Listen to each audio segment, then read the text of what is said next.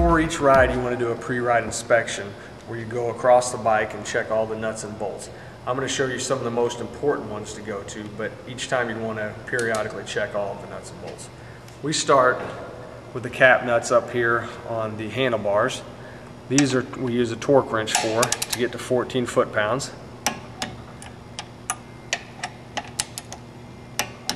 If you're at the proper torque, the torque wrench will click for you.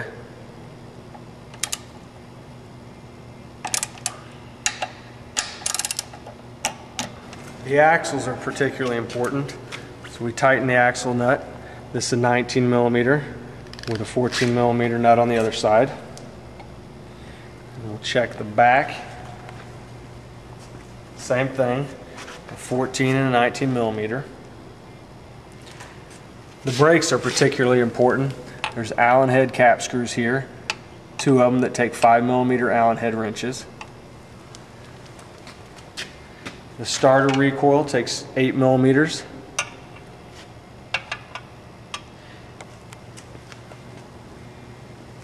On the other side of the engine, there's several 8 millimeter bolts that need to be tightened. Here as well. There's a couple of bolts here, 14 millimeter, that hold the chain guard on, top and bottom. And other less important nuts and bolts, we're just checking the kickstand and the foot pegs. These items, most of them will be tight, but over time, over rough terrain especially, you'll start to loosen up many of the nuts and bolts, so it's just a good idea to check them periodically.